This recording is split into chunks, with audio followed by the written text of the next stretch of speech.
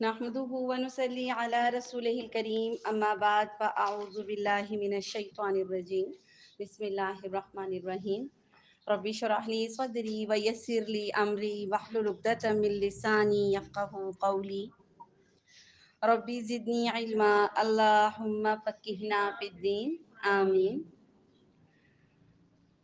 دورہ قرآن کی تمام اسٹوڈنٹس کو اہلاً و سہلاً و مرحبا۔ اللہ تعالیٰ آپ کا یہاں آنا بیٹھنا سننا قبول و منظور فرمائے۔ رمضان شریف کے اس بابرکت مہینے میں اللہ تعالیٰ ہمارے گھروں میں برکتیں اور رحمتیں نازل کرے۔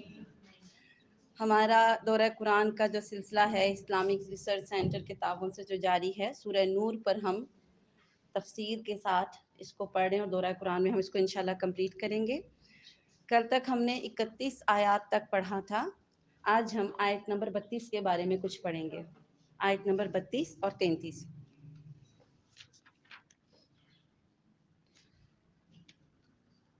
اور 34 بھی انشاءاللہ تعالی۔ تو آغاز کرتے ہیں۔ تمام تعریفوں کے لائق اللہ رب العزت ہے جو لم یزل ہے، لا یزال ہے، بے مثل ہے، بے مثال ہے، وحدہ لا شریک ہے۔ کچھ نہ تھا وہ تب بھی تھا، کچھ نہ رہے گا وہ تب بھی رہے گا۔ نبی کریم صلی اللہ علیہ وآلہ وسلم پر انگن درود و سلام۔ سورہ نور کی آیت نمبر 32 میں اللہ تعالیٰ ارشاد فرماتے ہیں، تم میں سے جو مرد اور عورت بے نکاح ہوں اور ان کا کیا کرو، نکاح کر دو۔ اسلام نے ہمیں اکیلا رہنا منع کیا ہے، ٹھیک ہے؟ کوئی بھی شخص یہ کہے کہ میں نکاح نہیں کرتا، یا تو اس کی ریزن پتہ ہونی چاہیے اور وہ سالڈ ریزن ہونی چاہیے کہ وہ نکاح کیوں نہیں کر رہا، یا وہ لڑکی جو یہ کہتی ہے کہ میں نے نکاح نہیں کرنا تو اس کی وجہ بتانی پڑے گی کہ وہ نکاح کیوں نہیں کر رہی، ٹھیک ہے؟ کیونکہ اسلام ہمیں کیا حکم دیتا ہے کہ کوئی بھی مرد اگر کوئی کنوارا ہے تو کیا کرو، اس کا نکاح کر دو۔ اور نہ صرف یہ کہ عام آزاد لوگوں کے بارے میں یہ حکم ہے، بلکہ کیا ہے، اور اپنے نیک بخت غلام اور لونڈیوں کا بھی، آپ کے پاس جو غلام اور جو لونڈیاں ہیں ان کا بھی۔ اس سے پتہ چلتا ہے کہ یہ کتنا اہم معاملہ ہے نکاح کا، جس کو ہم نے مذاق سمجھا ہے۔ مذاق اس لحاظ سے کہ اول تو کچھ لوگ نکاح کر نہیں رہے، اور جو کرنا چاہتے ہیں ان کے لیے اتنی مشکلات ہیں، اتنی رکاوٹیں ہیں کہ نکاح سے زیادہ بدکاری آسان لگتی ہے۔ گھر بسانا مشکل لگتا ہے اور غلط روش اختیار کرنا ہمیں آسان لگتا ہے، ٹھیک ہے؟ تو کیا حکم ہے کہ تم میں سے جو مرد اور عورت بے نکاح ہوں ان کا نکاح کر دو، اور اپنے نیک بخت غلام اور لونڈیوں کا بھی۔ وہ مفلس بھی ہوں گے، اللہ تعالیٰ ساتھ ہی وضاحت کرتے ہیں، کیونکہ کئی لوگ کہتے ہیں نا ہمارے حالات نہیں ہیں۔ اگر وہ مفلس بھی ہوں گے تو کیا ہوگا، اللہ تعالیٰ اپنے فضل سے انہیں غنی بنا دے گا۔ یہ اللہ کا وعدہ ہے، یہ اللہ کا وعدہ ہے۔ اس دن ہم نے پڑھا تھا نا، 3 لوگوں کی مدد کرنا اللہ اپنے ذمے لے لیتا ہے۔ ہم نے پڑھا تھا نا یہ کہ 3 لوگوں کی مدد کرنا اللہ اپنے ذمے لے لیتا ہے۔ اس میں سے ایک وہ شخص ہے جو اپنے آپ کو پاک دامن رکھنے کے لیے، اپنے آپ کو پاکیزہ رکھنے کے لیے نکاح کرنے کا ارادہ کرتا ہے، اللہ اس کی مدد کرنا اپنے ذمے لے لیتا ہے۔ وہ غلام جو آزاد ہونے کے لیے اپنے مالک سے کانٹریکٹ سائن کرواتا ہے کہ میں اتنے پیسے آپ کو کما کے دوں گا، آپ مجھے آزاد کر دیں گے، وہ کانٹریکٹ کر لیتا ہے، اس کے لیے اللہ اس کی مدد کرنا اپنے ذمے کر لیتا ہے۔ اللہ اس غلام کی مدد کرتا ہے کہ وہ یہ اپنا کانٹریکٹ پورا کرے۔ اور وہ مجاہد جو میدان جہاد کے لیے جانا چاہتا ہے، اس کی مدد کرنا بھی اللہ اپنے ذمے لے لیتا ہے۔ تو آپ یوں سمجھ لیں کہ نکاح کرنا ایک جہاد بھی ہے اور ایک غلام کا اپنے آپ کو آزاد کرنا بھی ہے۔ دونوں طرح کی نیکیاں اس میں آ جاتی ہیں، ٹھیک ہے؟ جب آپ نکاح نہیں کرتے تو آپ شیطان کی غلامی میں آتے ہیں، آپ کو پتہ ہے؟ ایک انسان جو اکیلا رہتا ہے، تنہا رہتا ہے بغیر وجہ کے، ریزن ہے کئی لوگوں کو میڈیکل ایشو ہوتے ہیں، ٹھیک ہے؟ اور ہم ان کو بولتے رہتے ہیں آپ کیوں نہیں شادی کر رہے؟ وہ اپنی کنڈیشن جانتے ہیں، کیونکہ اگر ایک نارمل بندہ ہوگا وہ تو کہے گا میری شادی کروا دو، لیکن کچھ لوگوں کے میڈیکل ریزنز ہیں تو پھر ان سے پوچھنا چاہیے، ان سے میٹنگ کرنی چاہیے، اور ان کو پھر تنگ بھی نہیں کرنا چاہیے۔ ان کی شادیاں نہیں کروانی چاہیے جن کو میڈیکل ریزن کی وجہ سے جو شادی نہیں کر رہے، کیونکہ کئی گھر ایسے اجڑتے دیکھے ہیں کہ نہ صرف لڑکا اپنا گھر بھی نہیں بسا سکتا، لڑکی کی زندگی بھی برباد ہو جاتی ہے، ٹھیک ہے؟ تو وہ اس کے علاوہ اگر کوئی عذر نہیں ہے تو بغیر عذر کے، بغیر نکاح کے رہنا پسند نہیں کیا گیا۔ اور عرب میں تو یہ دستور تھا کہ جب یہ حکم آیا کہ نکاح کرو، کوئی عورت بیوہ ہوتی تھی فوراً اس کے لیے کوششیں جاری کر دی جاتی تھی، کوششیں شروع کر دی جاتی تھیں کہ اس کا نکاح کر دیا جائے. وہ عدت سے نکلتی تھی اور نکاح کا پیغام بھیج دیا جاتا تھا. کوئی عورت مطلقہ ہوتی تھی، طلاق ہو جاتی تھی یا خلا لے لیتی تھی، اپنی عدت پوری کرتی تھی اور دوسرا رشتہ آ جاتا تھا، اس کا نکاح کروا دیا جاتا تھا. اور ایسا کیوں ہوتا تھا؟ تاکہ معاشرے میں فحاشی نہ پھیلے، گندگی نہ پھیلے. کیونکہ جب زیادہ کنوارے لوگ رہیں گے، اکیلے لوگ رہیں گے تو زیادہ تباہیاں ہوں گی، زیادہ غلط چیزوں کو پھر رواج دیا جائے گا. جیسے کہ ہمارے ہاں دیکھیں میجورٹی اس وقت ایسی ہے کہ گھر میں کتنی کتنی بچیاں ہیں، کتنے کتنے بچے ہیں. بیٹیوں کے انتظار میں بیٹوں کو ہم بوڑھا کر دیتے ہیں کہ پہلے بیٹیوں کو بیاہیں گے پھر بیٹوں کا نمبر آئے گا. ٹھیک. اور جب بیٹوں کی عمر زیادہ ہو جاتی ہے، پھر جب ہم لڑکی ڈھونڈنے جاتے ہیں پھر ہمیں چھوٹی چاہیے ہوتی ہے، پھر ہمیں نہیں ملتی، اور اس طرح ان لڑکیوں کو بھی ہم چھوڑ دیتے ہیں. حالانکہ ہم نے اپنے بیٹوں کی اتنی عمر کر دی تو ظاہر ہے اس کا جوڑ ویسے ہی ملنا چاہیے نا، لیکن پھر ہمیں بھی لڑکی چھوٹی چاہیے. اور ان باتوں سے کیا ہو رہا ہے، ایک ایک گھر میں کئی کئی لڑکیاں بیٹھی ہیں، ان کی نئی شادیاں ہو پاتی، اور پھر وہ جس پریشانی سے وہ گزرتی ہیں شاید وہ آپ کو بتا بھی نہیں سکتی، اور جن پریشانیوں سے آپ کے بیٹے گزرتے ہیں شاید وہ بھی آپ کو نہیں بتا سکتے. ٹھیک ہے. کچھ ہمارے معاشرے میں حیا ہے، شرم ہے، کچھ معاملات ایسے ہیں کہ نہیں ڈسکس کیے جاتے. لیکن آپ یہ سوچیں کہ ان کی محرومیوں کا ذمہ دار کون ہے؟ میرے بھی کچھ ارمان ہیں، بڑا کامن جملہ ہے. لڑکی کی ماں ہو یا لڑکے کی ماں ہو، ایک کامن جملہ بولتی ہے میرے بھی کچھ ارمان ہیں. اس ارمان کو پورا کرنے کے لیے وہ مقروض بھی ہوتے ہیں، وہ ادھار بھی اٹھاتے ہیں، وہ مکان جائیدادیں تک بیچ کے اپنے بچوں کی بعض اوقات شادیاں کرنی پڑتی ہیں کیونکہ ان کے ارمان پورے نہیں ہوتے. اور پھر بھی نہیں پورے ہوتے یہ سب کچھ کرنے کے بعد بھی.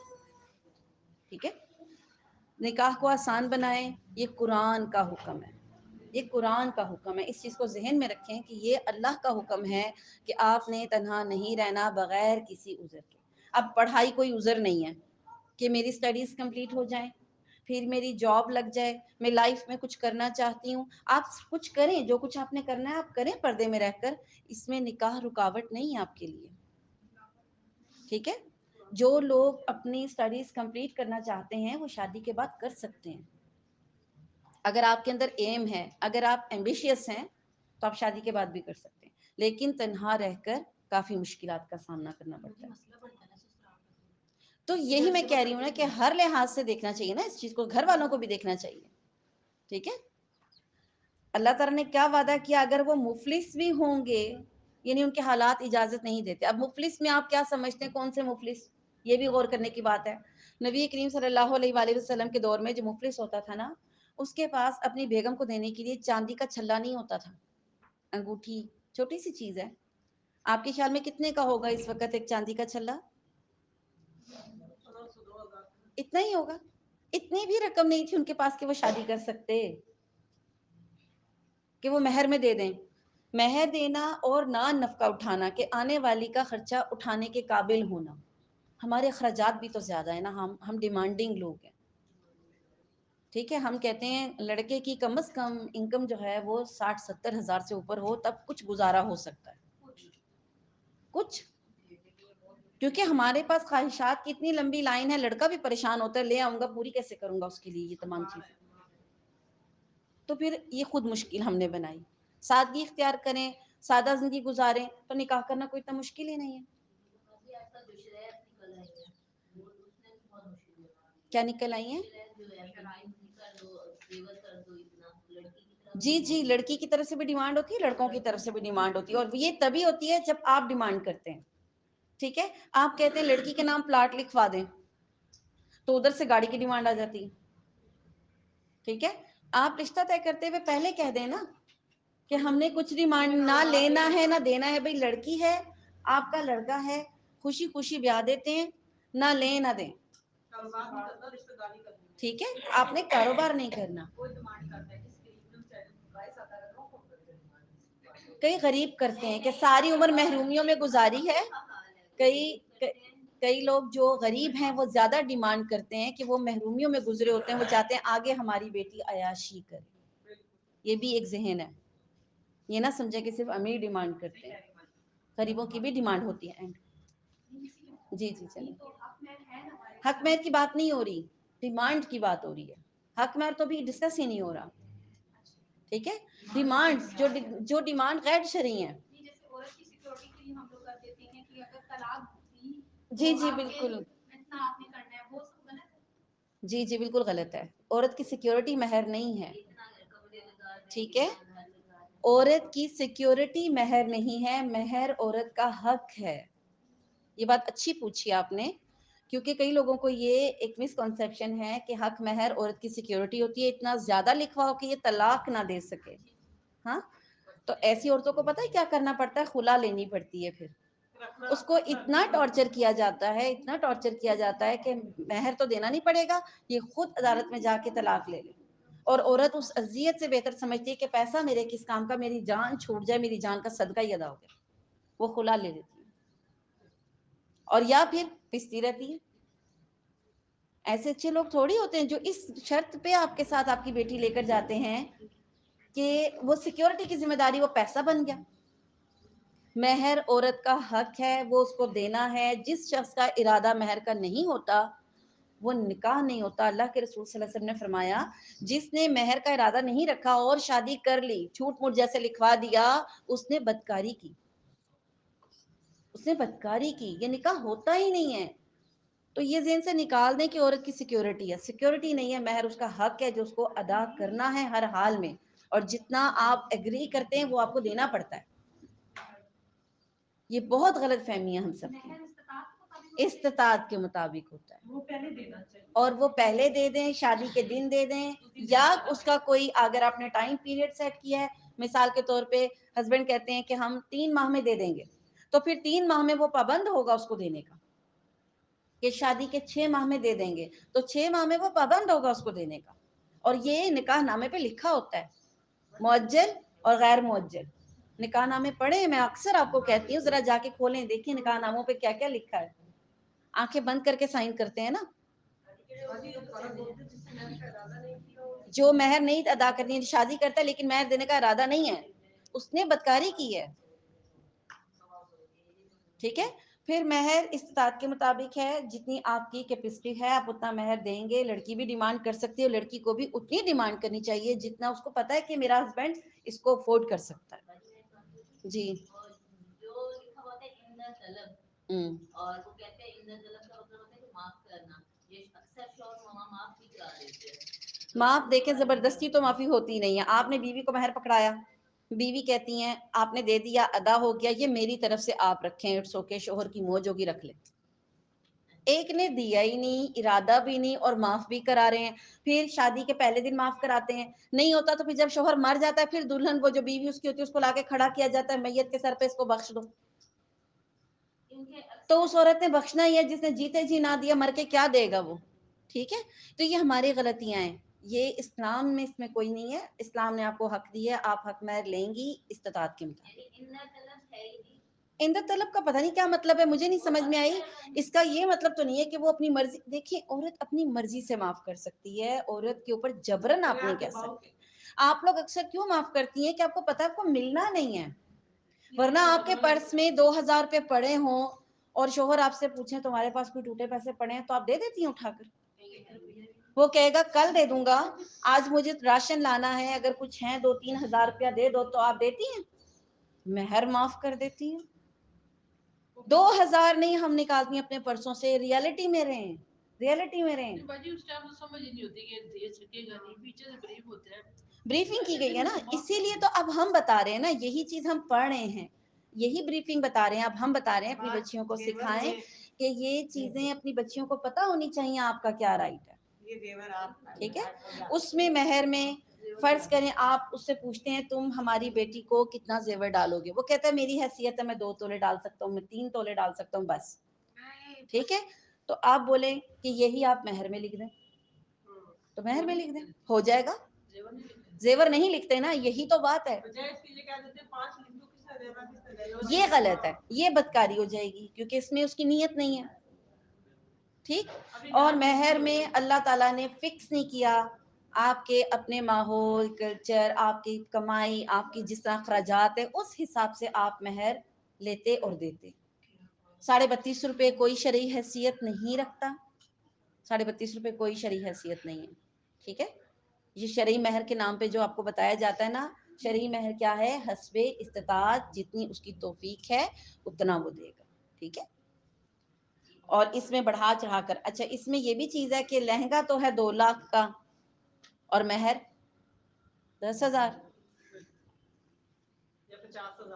تو الٹا کر دیں، مہر رکھ دیں 2 لاکھ، لہنگا ہلکا کر لیں کیونکہ اس نے ایک دن پہننا ہے. الٹا کر دیں، اس کو دینا ہی ہے نا. اس کے دلہن کے وہ لہنگا کام نہیں آتا، آپ کو پتہ ہی ہے. جو ایک دن پہنا جاتا ہے وہ اگلے دن نہیں پہنا جاتا. تو غیر شرعی چیزوں پہ کیوں خرچ کرنا؟ ناک یاد رکھیں، جب اسلام کے بارے میں ہم اپنی ناک دکھائیں گے تو اللہ تعالیٰ کیا کہتے ہیں قرآن پاک میں ہے کہ ہم قیامت کے دن ان کی خرطوم کو داغیں گے. جو ان کی بہت اونچی ناک ہے نا، اسی کو ہم قیامت کے دن آگ لگائیں گے، ان کو داغیں گے. ناک کے پیچھے کچھ نہیں کرنا جب شریعت آپ کو حکم دے رہی ہے. اور یہ نکاح کا معاملہ ہے، بہت خطرناک معاملہ ہے کہ اس میں آپ اتنی دیکھیں. نکاح ہے کیا؟ 4 گواہوں کے بیچ میں آپ اقرار کرتے ہیں کہ آپ اس عورت کو اپنی زندگی میں لا رہے ہیں اس مہر کے بدلے، اور نان نفقہ آپ کے ذمے ڈالا جاتا ہے. اسی وجہ سے آپ کو قوام کہتے ہیں، آپ مالک بنتے ہیں. ٹھیک ہے. آپ ان کے سرپرست سربراہ بنتے ہیں. تو یہ بہت ذمہ داری والی بات ہے، اس کو آسان بنانا چاہیے. ہاں، اس کے علاوہ جو رسومات ہیں آپ کی، یہ تو رسم نہیں ہے، یہ تو شرعی حکم ہے. مہندیوں پہ خرچہ آپ نے خود کروایا، کوئی رسم نہیں ہے شریعت میں. میل کا کھانا آپ خود کرواتے ہیں. ٹھیک. بارات کا کھانا لڑکے کے ذمے ہے، وہ کون دیتا ہے؟ لڑکی والے. جہیز دلہے کے ذمے ہے، وہ کون دیتا ہے؟ ٹھیک. ولیمہ اکثر سکپ ہو گیا، آپ کو پتا ہے؟ ولیمہ سکپ کر دیا جو کہ سنت ہے. شیطان ہر سنت پر حملہ کرتا ہے. ٹھیک ہے. آپ میل کا کھانا چھوڑ دیں، آپ مہندی کا کھانا چھوڑ دیں، آپ ولیمے کا کھانا دیں. ٹھیک. اور دولہے کے ذمہ ہے کہ بارات کا کھانا دولہا دے گا، جہیز دولہا بنائے گا کیونکہ اس کا گھر بسایا جا رہا ہے. جی.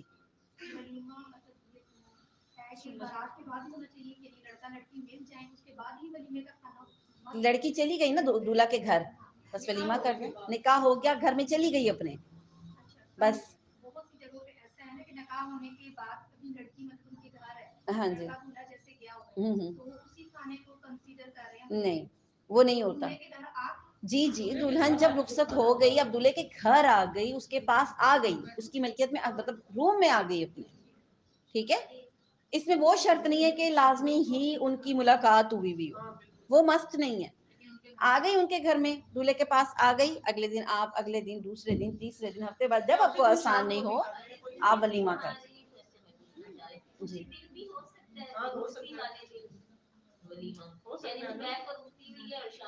دولہے کے پاس آ گئی، روم میں آ گئی، دولہا روم میں آ گیا، ولیمہ کر دیں. ٹھیک ہے. دولہے کے پاس پہنچ گئی نا تو ولیمہ کر دے. لیکن اس کھانے کو جو آپ پہلے کر رہے ہیں اور اس کو اگلے دن آپ وہ کرتے ہیں نا، وہ چیز نہیں ہوتی، جیسے ڈبل کام کر جاتے ہیں. وہ بارات پہ ہوتا ہے نا، تو بارات کا کھانا لڑکا تھوڑی دے گا. نہیں، وہ ولیمہ نہیں ہے، ولیمہ لڑکا دے گا، اور بارات کا کھانا بھی لڑکا دے گا. ٹھیک ہے. وہ ولیمہ تھوڑی ہوا، وہ تو آپ نے ناشتہ بھی کرایا ہوگا، دن کا کھانا بھی کھلایا ہوگا، رات کی بارات ہے تو پھر وہ ولیمہ دن کو کیسے؟ بارات رات کو ہے، ولیمہ دن کو کیسے ہو گیا؟ یہی حملہ ہے. دلہن آپ کے پاس آ گئی، گھر میں آ گئی، آپ کے کمرے میں آ گئی، اب آپ اس کا ولیمہ کریں گے، یہ رول ہے.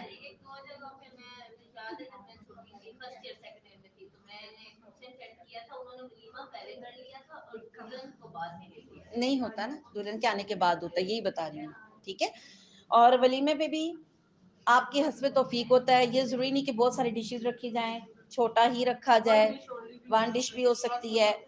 صحابہ کرام نے چھوٹی سی دعوت رکھی، کھجوریں، ایسی چیزیں چھوٹی چھوٹی رکھی اور ولیمہ کر دیا. 4 لوگوں کو، 6 لوگوں کو بٹھایا. جو اعلان ہوتا ہے ولیمے کا مطلب اعلان ہے کہ آپ نے شادی کی، آپ کا گھر بسا ہے. یہ ایک اعلان ہوتا ہے اصل میں. ٹھیک ہے. تو آپ وہ ایک دفعہ ایک صحابی ایسے بھی تھے، ان کے حالات نہیں تھے، انہوں نے اپنے دوستوں سے کہا بھی آپ اپنے اپنے گھر سے کھانا لے کر آئیں. ایک جگہ بیٹھ کے کھایا اور بولا یہ ولیمہ ہے. نہیں تھے حالات ان کے کہ وہ لوگوں کو کھلا پلا سکتے. ٹھیک ہے, تو یوں بھی آسانیاں پیدا کریں تاکہ نکاح عام ہو اور تاکہ بدکاری کو فروغ نہ ملے. ٹھیک ہے, آج کا ٹاپک نکاح اور غلاموں سے متعلق ہے. ٹھیک ہے, نکاح کی اہمیت بھی ہے اور پھر غلاموں سے متعلق احکامات ہیں. پھر اللہ تعالیٰ کیا کہتے ہیں, اللہ تعالیٰ کشادگی والا ہے اور علم والا ہے. اللہ کے پاس کسی چیز کی کمی نہیں ہے. ہم محتاج ہیں, ہمارے پاس کمی ہے, لیکن اللہ کے پاس کسی چیز کی بھی کمی نہیں ہے. ٹھیک ہے, اور وہ علم والا ہے, اسے خوب پتہ ہے ہماری کیا نیت ہے, کس کی کیا نیت ہے, کون کیا کرنا چاہ رہا ہے, کون کس نیت سے کر رہا ہے. اللہ تعالیٰ کے پاس اس ہر بات کا علم موجود ہے. ٹھیک ہے, دوسری چیز, اگر کوئی شخص نکاح نہیں کر سکتا اور ان لوگوں کو پاک دامن رہنا چاہیے جو اپنا نکاح کرنے کا مقدور نہیں رکھتے, یعنی طاقت نہیں رکھتے. کوئی ایسے حالات ہوتے ہیں نا کہ انسان کا نکاح نہیں ہو پاتا, یہ لڑکیوں کا بھی اور لڑکوں کا بھی, تو ان کو کیا چاہیے کہ اپنے آپ کو پاک دامن رکھیں, یہاں تک کہ اللہ تعالیٰ اپنے فضل سے انہیں مالدار بنا دے. نیت رکھیں نکاح کی, کوشش کرتے رہیں, اللہ تعالیٰ ان کی مدد کرے گا. جب ان کے حالات ٹھیک ہو جائیں وہ نکاح کرنے, یا جب حالات سازگار ہو جائے. بعض اوقات مال ہوتا ہے, حالات نہیں ہوتے, ماحول نہیں ہوتا, دلہن رکھنے کی جگہ نہیں ہوتی. ایسے ماحول بھی ہے نا جہاں آپ لائیں گے تو رکھیں گے کدھر. ٹھیک, تو اللہ تعالیٰ جب کوئی حال یعنی اس کے حالات سازگار کر دے, اس کو مالدار بنا دے, تو کیا چاہیے پھر وہ نکاح کرے. اب اس میں کیا ہے کہ اگر کوئی شخص نکاح نہیں کر سکتا, اور ظاہر ہے کہ انسان کے اندر خواہش تو ہے, خواتین کے اندر بھی مردوں کے اندر بھی خواہش تو ہے. بہرحال جب آپ ینگ ہو جاتے ہیں یا جب آپ بالغ ہو جاتے ہیں تو آپ کے اندر ڈیزائرز پیدا ہو جاتی ہیں, والی خواہشات ابھرتی ہیں. پھر کوئی آپ ایسی چیز دیکھ لیتے ہیں, کہ ایسا بندہ دیکھ لیتے ہیں, کوئی ایسی لڑکی دیکھ لیتا ہے آدمی کہ اس کی خواہشات جو ہیں وہ ایک دم کیا ہوتی ہیں, انکریز ہو جاتی ہیں. تو پھر کیا کرنا ہے, اللہ کے رسول صلی اللہ علیہ وسلم نے اس کا طریقہ بتایا کہ پھر اپنے نفس کو کنٹرول کرنے کے لیے روزہ رکھنا. جن کی شادی نہیں ہو پاتی وہ روزے رکھیں گے, کیونکہ روزہ آپ کے نفس کو کنٹرول کرنے کے لیے ایک پاور دے گا. اور روزے کے بارے میں ہم نے کیا پڑھا, روزہ ڈھال ہے. روزہ کیا ہے, ڈھال ہے, ہر برائی سے بچائے گا. آپ کا روزہ ہوتا ہے, آپ کی لڑنے کی ہمت ہوتی ہے, بولنے کا بھی دل نہیں کرتا. کوئی آپ کو کچھ کہہ جائے, آپ کہتے ہیں میں افطاری کے بعد ملوں گی تمہیں, یا یہ کہہ دیں گے ابھی میرا روزہ, ابھی میں نے جواب نہیں دینا, گناہ ملے گا, بعد میں بتاؤں گی تمہیں. ٹھیک ہے, تو روزہ ڈھال ہے, روزہ آپ کو برائیوں سے بچا لیتا ہے, نفس کو کنٹرول کرنے میں روزے کا اہم کردار ہے. ٹھیک, پھر اس کے بعد تمہارے غلاموں میں سے جو کوئی تمہیں دے کر کچھ دے کر تحریر کرنی چاہے تو انہیں ایسی تحریر دے دیا کرو. ٹھیک, اگر تمہیں ان میں کوئی بھلائی نظر آتی ہو. ٹھیک ہے, یہ بھی ایک شرط ہے اس میں کہ آپ کے غلام میں بھلائی ہونی چاہیے, آپ کو پتہ ہونا چاہیے کہ یہ سنسیئر بندہ ہے. اور اگر وہ آپ کے ساتھ کوئی کانٹریکٹ کرنا چاہتا ہے کہ میں آپ کو کما کر اتنے پیسے دے دوں گا تو آپ مجھے آزاد کر دیں گے, تو ان کو ایسی تحریر دے دینی چاہیے. اور اللہ نے جو تمہیں مال دے رکھا ہے اس میں سے بھی انہیں دو غلام. ٹھیک ہے, اور اگر تمہاری لونڈیاں پاک دامن رہنا چاہتی ہیں, اگر تمہاری لونڈیاں پاک دامن رہنا چاہتی ہیں تو انہیں دنیا کی زندگی کے فائدے کی غرض سے بدکاری پر مجبور مت کرو.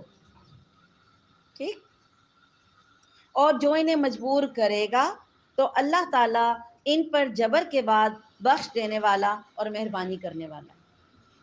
ٹھیک ہے, جی, ہم نے تمہاری طرف کھلی اور روشن آیتیں اتار دی ہیں جو ان لوگوں کی کہاوتیں ہیں جو تم سے پہلے گزر چکے ہیں, اور پرہیزگاروں کے لیے نصیحت ہے. آج کا ہمارا جو مین ٹاپک ہے وہ ویسے تو غلاموں سے متعلق تھا, لیکن کیونکہ نکاح سے بات شروع ہو رہی ہے اور پہلے آزاد لوگوں کی بات کی گئی, اس لیے میں نے سٹارٹنگ میں تھوڑا سا اس کو وضاحت کیا. اب ہم انشاءاللہ تعالیٰ غلاموں کے بارے میں جانیں گے. غلام کون ہوتے ہیں, سوال یہ پیدا ہوتا ہے کہ غلام کون ہوتے ہیں اور لونڈیاں کون ہوتی ہیں. غلام اور لونڈیوں کا رواج بہت شروع سے ہے, بہت شروع سے ہے. جب دو قومیں, دو قبیلے یا دو ملکوں میں جنگیں ہوا کرتی تھیں تو جو فاتح قوم ہوتی تھی نا، وہ جب فتح کر لیتی تھی تو جو اس قوم کے لڑکے ہوتے تھے، بچے اور عورتیں اور کچھ لوگ جو جنگ کے لیے آتے تھے، ظاہر ان کو واپس تو نہیں بھیجا جاتا تھا، ہارنے والے مر جاتے، تہیں تیغ کر دیے جاتے اور باقی لوگوں کو جو ہے جو ہار جاتے تھے نا، ان کو غلام بنا لیا جاتا تھا. ٹھیک ہے. اب غلام کی حیثیت یہ ہوتی تھی کہ اس کو بازار لگتے تھے اور بازاروں میں جا کے ان کو بیچ دیا جاتا تھا. پھر غلام کی قیمت لگا کرتی تھی. ٹھیک ہے. ایک مارکیٹ ہوتی تھی جہاں پہ غلاموں کی ان کی جسمانی طاقت، ان کی ایبیلٹی، ان کی شکل و صورت کے حساب سے ان کی قیمت لگا کرتی تھی. یہاں تک کہ لونڈیوں کی بھی قیمت لگتی تھی. اور جو لونڈیاں ہوتی تھیں جتنی خوبصورت اتنی اس کی قیمت، اس لیے کہ اس سے لوگ پھر جسم فروشی کا کام کرواتے تھے اور پیسے کماتے تھے، کمائی کا ذریعہ بنا لیتے تھے. یہ لوگوں کی بات ہو رہی، مسلمانوں کی نہیں ہو رہی. اسلام سے پہلے یہ سلسلہ چل رہا تھا. اسلام تھوڑی اس کو پروموٹ کرتا ہے. اسلام نے غلاموں کو کبھی پروموٹ نہیں کیا. آپ نے یوسف علیہ السلام کا واقعہ سنا ہوگا. یوسف علیہ السلام کو جب کنویں میں سے نکال دیا گیا تھا تو پھر ان کو مصر کے بازار میں بیچ دیا گیا تھا. اس سے کیا پتہ چلتا ہے کہ غلاموں والا سلسلہ بہت پیچھے سے چل رہا ہے. ٹھیک ہے. اتنے پرانے دور سے چل رہا ہے. غلاموں کی جب قیمت لگائی جاتی تھی پھر ان کی ایبیلٹی کے مطابق ان سے کام لیے جاتے تھے. ٹھیک ہے. پھر غلاموں کو بڑی سختیوں میں بھی رکھا جاتا تھا. اس کی وجہ یہ ہوتی تھی یہ بھاگ نہ جائیں یا یہ بغاوت نہ کر جائیں یا یہ سر نہ اٹھائیں ہماری مخالفت میں آ کر. تو ان کو بڑی تنگیوں میں اور سختیوں میں رکھا جاتا تھا. کھانے کو بھی کم دیا جاتا اور سب سے سمجھے چیپ کھانا ان کو دیا جاتا تھا. ٹھیک ہے. دو لوگ مل کے بھی یہ غلام لے لیا کرتے تھے. قیمتی غلام لے لیا، دونوں مل کے کام گھر کا کروا لیتے باری باری. ٹھیک ہے. جنگی قیدیوں کے ساتھ آج کے یعنی دور میں یہ آج تک، یہ کچھ سال پہلے تک جو جنگی قیدی آتے تھے جو اپنے آپ کو بہت سویلائز لوگ کہتے ہیں، یہ بھی ان کے ساتھ بہت زیادتیاں اور ظلم کیا کرتے تھے. اور وہ کیسے کرتے تھے کہ ان کو بڑی بڑی جیلوں میں بند کر دینا، ان غلاموں کو، ان قیدیوں کو. ان کو جنگی قیدی کہتے ہیں، ہم غلام کہتے ہیں نا، یہ جنگی قیدی کہتے تھے. جنگی قیدیوں. اور پھر ان پہ سارے میڈیکل تجربات ان کے اوپر کیے گئے ہیں. ان کی کتابوں میں لکھا ہوا. مثال کے طور پہ کسی کو چیک کرنا ہو اس دوائی کا کیا اثر ہے، وہ دوائی انہوں نے بنائی ہے، اس کو چیک کرنے کے لیے پہلے جانوروں پہ کی جاتی تھی. پھر اس کے بعد جب انسانوں کے اوپر افیکٹ دیکھنا ہوتا تھا تو پھر ان جنگی قیدیوں پہ تجربے کیے جاتے تھے. مثال کے طور پر ایک دوائی ہے، اس کا سائیڈ افیکٹ چیک کرنا ہے کہ اس کو اگر انسان کو جگایا جائے تو انسان کتنی دیر اس کو برداشت کر سکتا ہے جاگنے کو. تو اس کو ایک دن دی، وہ جاگتا رہا، 2 دن، 3 دن، 4 دن، ہفتے بعد وہ بندہ اپنے ذہنی حواس کھو بیٹھا، مر گیا. تو میڈیکل رپورٹ تیار کر دی گئی کہ اس دوائی کے اثر سے 7 دن بندہ زندہ رہ سکتا ہے، اس کے بعد مر جاتا ہے. لیکن وہ بندہ گیا جس کے اوپر تجربہ کیا. تجربات کیے جاتے تھے ایک انسان کے اوپر جو غلام کی حیثیت. تو یہ نہیں کہہ سکتے کہ غلامی مسلمانوں نے ایجاد کیا، مسلمانوں کے دور میں تھی، یہ پہلے سے تھی اور کچھ عرصہ پہلے تک رہی بھی ہے. ٹھیک. لیکن اسلام نے اس غلامی کی حوصلہ شکنی ضرور کی ہے. اسلام نے غلاموں کے بارے میں اتنے احکامات نازل کیے کہ غلام رکھنا مشکل ہو گیا. آپ کو پتہ ہے؟ آپ کو میں ایک مثال دیتی ہوں. آپ نے گھر میں اگر ایک اپنی کوئی رشتہ دار کو لا کر رکھا ہوا ہے، اپنے بھتیجے کو لا کر رکھا ہوا ہے، اپنی بھانجی کو رکھا ہوا ہے، اپنی بھتیجی کو رکھا ہوا ہے، آپ کا کیا خیال ہے؟ وہ آپ کی ذمہ داری ہوتی ہے کہ نہیں ہوتی؟ آپ کو کہیں آنا جانا ہو مشکل ہوتی ہے کہ نہیں ہوتی؟ کتنی بار سوچنا پڑتا ہے. غلاموں کے بارے میں اتنے احکامات نازل کر دیے گئے کہ وہ مسلمانوں کی ذمہ داری بنا دی گئی. آپ غلام رکھیں لیکن کیا حکم دیا؟ جو خود کھاؤ ان کو کھلاؤ. کتنا مشکل ہے. جو خود پہنتے ہو وہ ان کو پہناؤ. یعنی اگر آپ نے اپنا سوٹ لینا ہے تو اس کا بھی لینا ہے. ایک لمحے کے لیے سوچیں، آپ کے گھر میں ایک میڈ کام کرتی ہے، کیا آپ اس کو وہی کھلاتے ہیں جو آپ کھاتے ہیں؟ حالانکہ میڈ آپ کی غلام نہیں ہے، وہ آزاد ہے، وہ آپ کے اوپر، آپ کے پاس پے لے کے کام کرتی ہے، جب چاہے بھاگ سکتی جا سکتی ہے. کیا آپ اس کو وہ کھانا کھلاتے ہیں؟ کبھی آپ نے بریانی میں لیگ پیس ڈال کے اس کو دیا ہو؟ حوصلہ ہی نہیں ہوتا. اور کہاں ملازموں سے ہم یہ سلوک نہیں کرتے. اللہ تعالیٰ نے ہمیں غلاموں کے بارے میں حکم دیا، جو خود کھاتے ہو ان کو کھلاؤ، جو خود پہنتے ہو ان کو پہناؤ. اور سٹارٹنگ میں کیا حکم تھا کہ جب غلام تمہارے لیے کھانا بنا کے لائے تو اس کو بھی اس میں سے دو.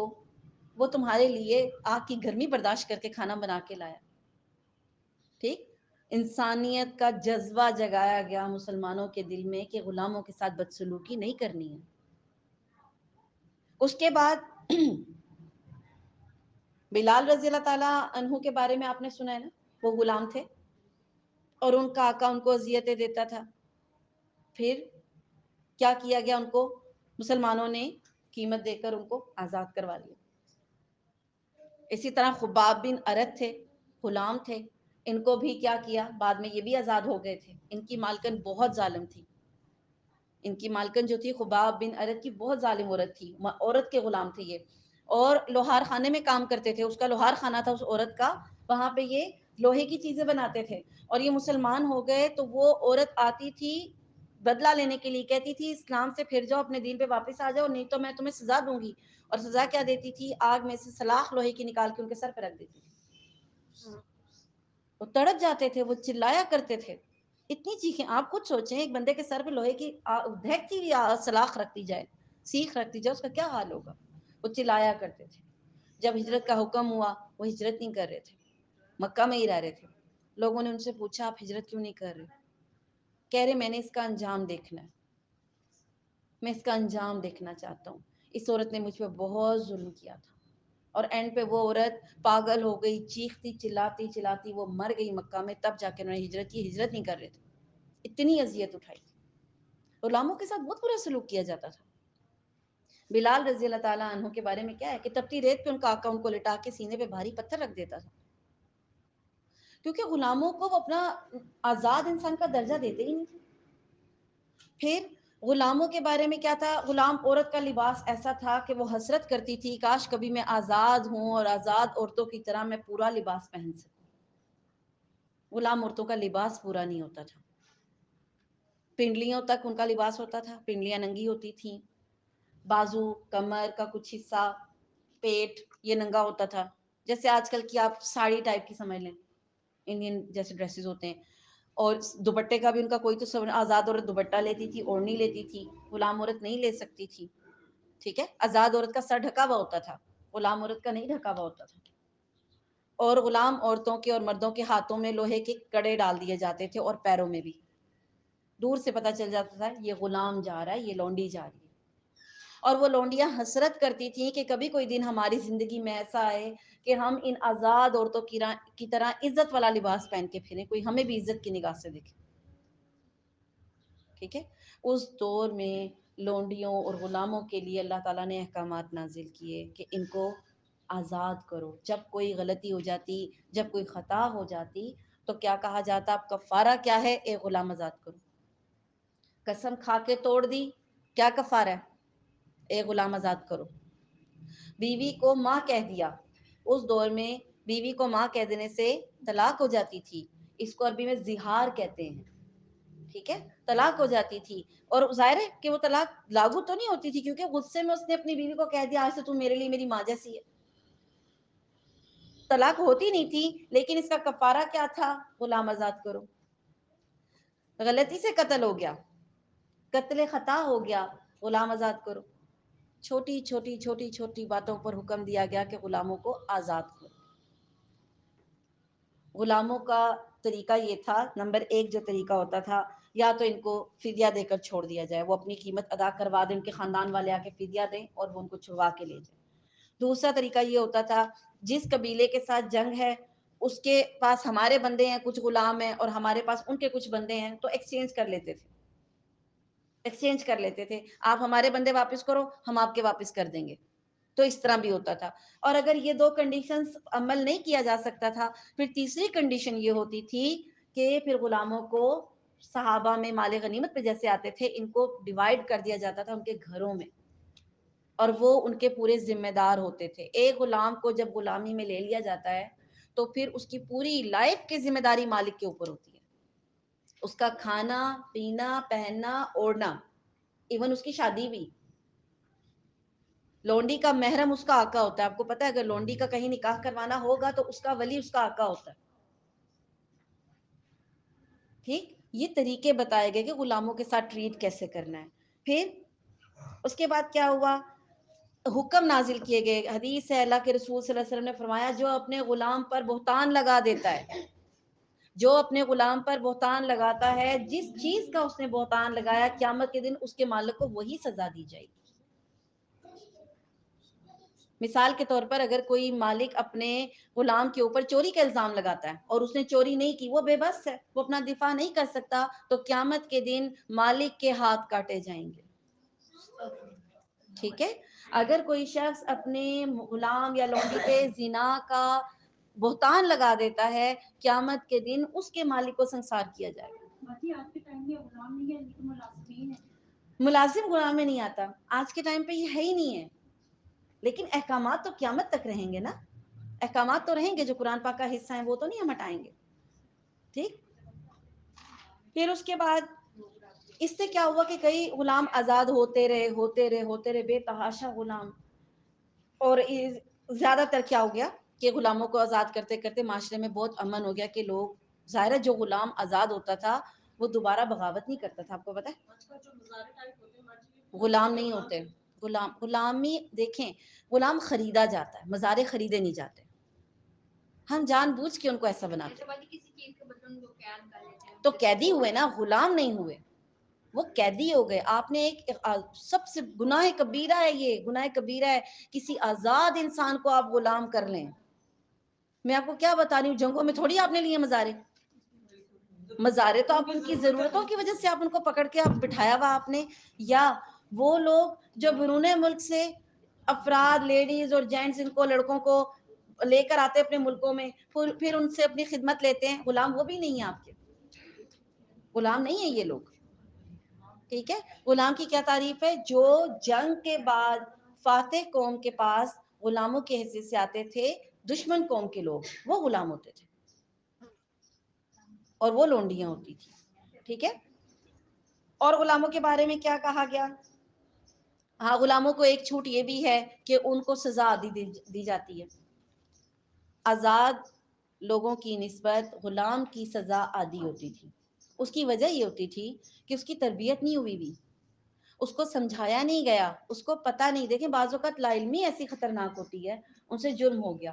لہٰذا اگر حد قذف 80 کوڑے ہے تو غلام کے لیے 40 ہے.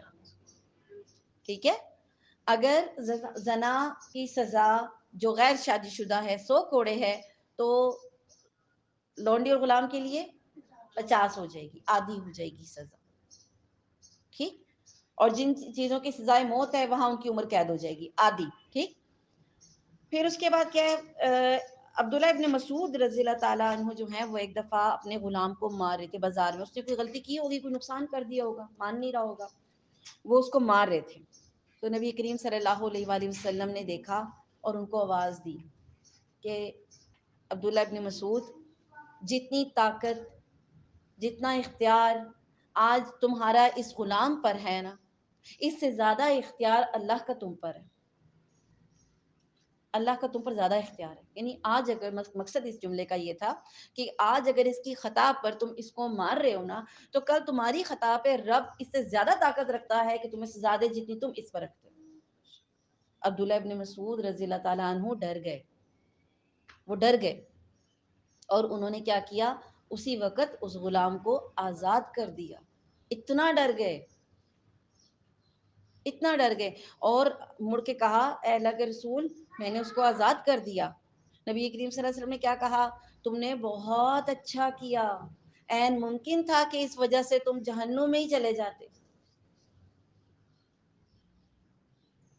اسلام نے غلاموں کو ایک گریڈ دیا ہے، حق دیا ہے. ٹھیک ہے. ہمیں حکم دیا گیا غلاموں کے معاملے میں اپنے رب سے ڈرو. ٹھیک.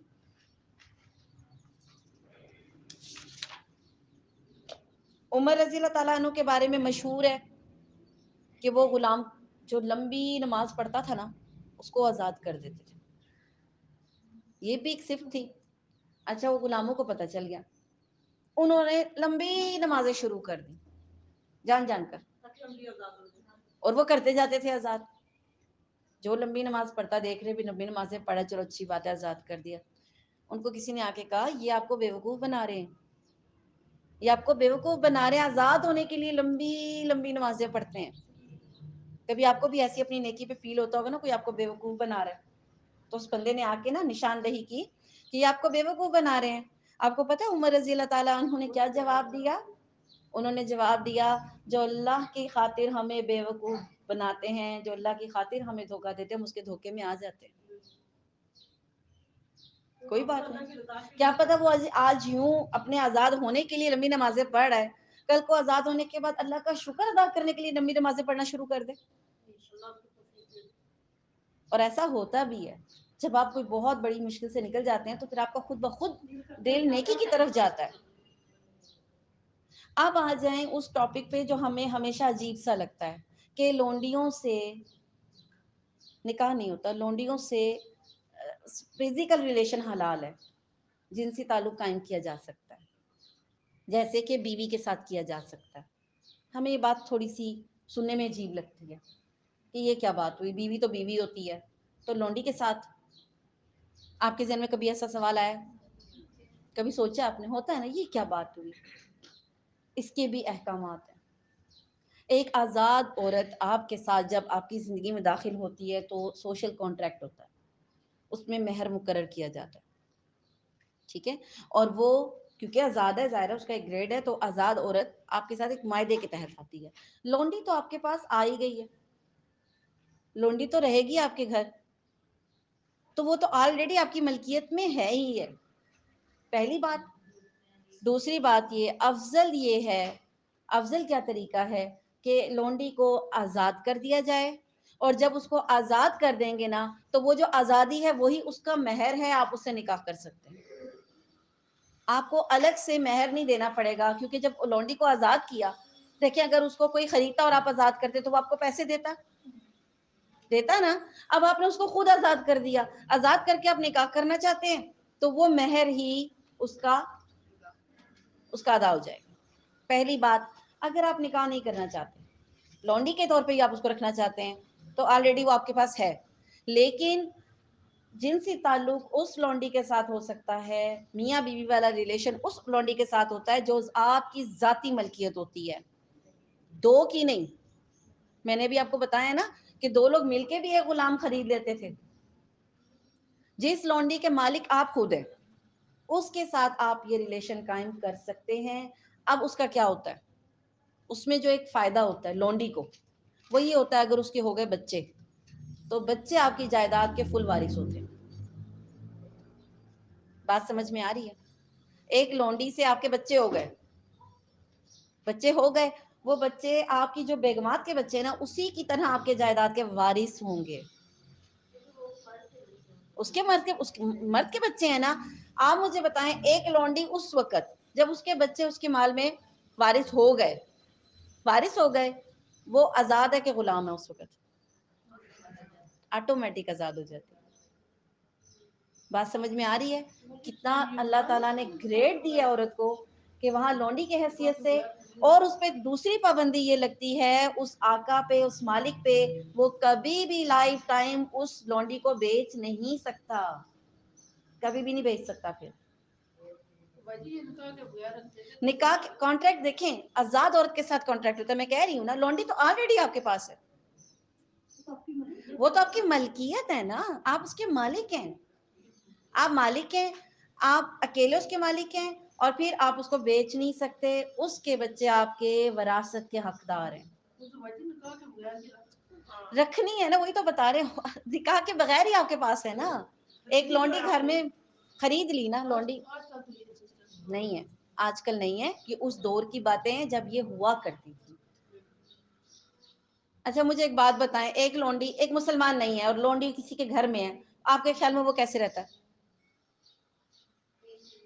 ایک لونڈی کسی غیر مسلم کے گھر میں ہے، وہ کیسے رہے گا اس کے ساتھ؟ آپ کو عجیب لگ رہا ہے نا کیونکہ آپ مسلمان ہیں، ٹھیک ہے نا. اللہ نے اجازت دی ہے، ما ملکت ایمانکم، جو تمہارے دائیں ہاتھ والیاں ہیں، جو تمہاری ملکیت میں ہاتھ میں ہے تمہارے، آلریڈی وہ آپ کے گھر میں آپ کے اختیار میں ہے.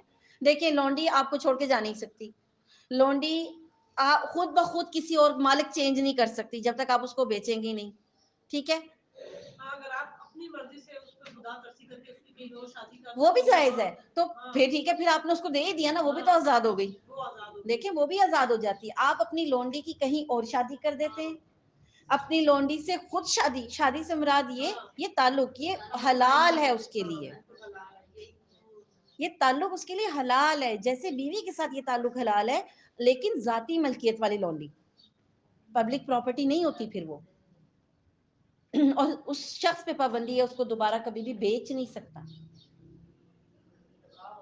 ایک عورت کو کیا ضرورت ہے، دیکھیں وہ بیچی نہیں جائے گی، اس کے بچے آپ کے مال کے وارث بن گئے ہیں، ماں کی حیثیت سے بھی اس کو حصہ ملے گا، گھر کے اندر رہ رہی ہے، آپ خود سوچتے ہیں نا، بالکل مالک ہی بن گئی نا۔ جب بیٹے ہو گئے 3 4 ہیں اور وارث ہو گئے تو آپ کا کیا خیال ہے، اس لونڈی کی ویلیو نہیں ہے کوئی؟ فرض کریں ایک اور بات سوچیں، لونڈی آپ کی ہے، آپ اس کے ساتھ یہ ریلیشن قائم نہیں کرتے، آپ کہتے ہیں نہیں جی بہت سا گناہ ہوتا ہے، اچھا پھر کیا کریں گے؟ باہر بھیجیں گے اس کو؟ وہ لونڈی بیچاری کیا کرے گی؟ آپ کو چھوڑ کر بھی نہیں جا سکتی، آپ کے ساتھ بھی نہیں رہ سکتی، شادی بھی نہیں کر سکتی، اس کے ساتھ زیادتی نہیں ہے، دیکھیں نا، نہ وہ شادی کر سکے، نہ وہ آپ کو وہ چھوڑ کے جاتی ہے، گناہگار ہوتی ہے، بھاگ نہیں سکتی، کہیں نکاح نہیں کر سکتی، کوئی اس کو اپنا نہیں سکتا، آپ بیچ نہیں رہے ہیں، کوئی خرید نہیں رہا ہے، اور اس عورت کا کیا پھر؟ اب یہ طریقہ سوچیں، کیا انصاف پہ مبنی نہیں ہے؟ ایک عورت آپ کی ملکیت میں ہے، آپ اس کے مالک ہیں، اس کے ساتھ یہ ریلیشن قائم کرتے ہیں، اس کے بچے آپ کے وارث بن جاتے ہیں، تو غلط لگتا ہے کہ صحیح لگتا ہے؟ صحیح ہے نا؟ جو لوگ ان باتوں پہ اعتراض کرتے ہیں نا، ان لوگوں نے لونڈیوں کے ساتھ بڑی بدسلوکیاں خود بھی کی ہوئی ہیں، جیلوں میں جنگی قیدیوں کے ساتھ، چاہے وہ عورتیں ہوں وہ چاہے مرد ہوں، کیا حشر ہوتا ہم سب جانتے ہیں۔ اسلام تو آپ کو ایک جگہ پہ ایک دائرے پہ بند کر رہا ہے، آپ کو پابند کر رہا ہے، اور ان عورتوں سے جو بچے ہوتے ہیں وہ وارث نہیں ہوتے، جن کو قید خانوں میں اس طرح رسوا کیا جاتا ہے اور جن کے بچے ہو جاتے ہیں، ان کو کون پالتا ہے؟ ان ناجائز بچوں کو کون پالتا ہے؟ مجھے بتائیں۔ حکومت کے کھاتے چلے جاتے ہیں نا، سینٹرز بنے ہیں، سارے بچے وہاں جمع کرا دو، انہوں نے ہر چیز کا سسٹم رکھا ہوا ہے، بوڑھوں کو ادھر جمع کرا دو، اکیلی عورتوں کو ادھر جمع کرا دو، بچوں کو ادھر جمع کرا دو، کیونکہ مالک ہی کوئی نہیں۔ تو اسلام نے غلاموں اور لونڈیوں کے بارے میں احکامات نازل کر کے مسلمانوں کو ایک چیز پر پابند کیا ہے، انسانیت کا درس دیا کہ ان کو انسان سمجھا جائے۔ آ گئے بے بسی میں، اب وہ آپ کے پاس بے بس ہیں، کچھ کر نہیں سکتے، لیکن جن غلاموں میں آپ، جن لونڈیوں میں آپ خیر خواہی دیکھیں، ان کے نکاح کر دیں، کیوں؟ ابھی تو پڑھا ہم نے، خود ان کے نکاح کر دیں تاکہ فحاشی نہ پھیلے۔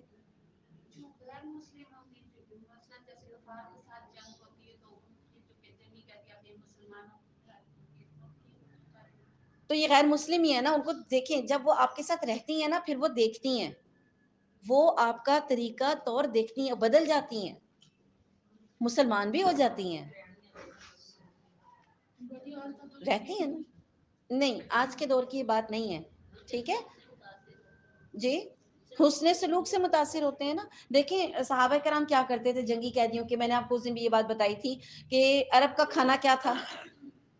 کھجور اور دودھ، ان کی خوراک یہی تھی، وہ پورا دن میں کھانا یہی کھاتے تھے، اور ایک ٹائم یا 2 ٹائم کھاتے تھے، ہماری طرح نہیں کھاتے تھے، ان کے 2 ہی ٹائم ہوتے تھے، کھجور اور دودھ، اور بس یہ ان کا کھانا۔ ہم تو اس کو سٹارٹر بھی نہیں لیتے، ہاں ہم تو سٹارٹر بھی نہیں لیتے، یہ والا دودھ کون پیے؟ چائے کافی نہیں، دودھ کہاں پیے؟ دودھ پیتے ہی نہیں۔ اور کھجور، وہ رمضانوں میں رونق ہوتی ہے، بس ایک کھجور کھاتے ہیں، اس کے بعد باقی سب کچھ دوسرا کچھ کھاتے ہیں، کھجور ہے ہی نہیں ہمارے اس میں کلچر میں، لیکن ان کی کل خوراک کھجور اور دودھ تھی۔ اب جو امیر شخص ہوتا تھا نا، اس کے گھر روٹی پکتی تھی، سالن اور روٹی امیروں کا کھانا تھا وہاں پہ، جو بہت زیادہ اچھے امیر لوگ ہوتے تھے، اور آپ کو پتہ ہے جنگی قیدیوں کو وہ سالن روٹی دیتے تھے، وہ سالن روٹی، کئی جنگی قیدی اس لیے مسلمان ہو گئے کہ دیکھو یہ خود تو کھجوریں اور دودھ پہ گزارا کر رہا ہے، مجھے روٹی کھلا رہا ہے۔ جو کی روٹی، جو کی روٹی بنتی تھی، کھائیے کبھی جو کی روٹی؟ ہم سے نہیں کھائی جاتی ہے نا، نہیں کھائی جاتی۔ وہ جو کی روٹی کھاتے تھے، ان میں پھر جو امیر ہوتا تھا وہ گندم کی روٹی کھاتا تھا، جو آپ اور ہم کھاتے ہیں۔ وہاں اویلیبل نہیں تھی، باہر سے منگوائی جاتی تھی، اور بہت مہنگی روٹی ہوتی تھی، بہت مہنگی روٹی ہوتی تھی، اور وہ جنگی قیدیوں کو کھلا دیتے تھے، جو قیدی آپ کے گھروں میں رکھے جاتے تھے ان کو کھلا دیتے تھے۔ اس حسن سلوک کو دیکھ کے کئی قیدی مسلمان ہوئے۔ اللہ تعالیٰ نے کسی کو بھی احکامات میں پیچھے نہیں چھوڑا، کیا عورتیں، بچے، مرد، بوڑھے، جوان، ایون کے غلام، ایون کے لونڈیاں، ان کے بھی حقوق رکھے، ان کے بھی حقوق رکھے۔ اور میں سمجھتی ہوں آج کے بعد کم از کم آپ کے ذہن میں یہ بات نہیں آئے گی کہ لونڈیوں کے ساتھ یہ والا تعلق کیوں کرنا چاہیے، یہ کیسے حلال ہے۔ ٹھیک ہے، یہ بات آپ کی سمجھ میں آ گئی آج؟ الحمدللہ۔ سبحانک ربی رب العزت عما یصفون وسلام علی المرسلین والحمد للہ رب العالمین۔ السلام علیکم ورحمۃ اللہ وبرکاتہ۔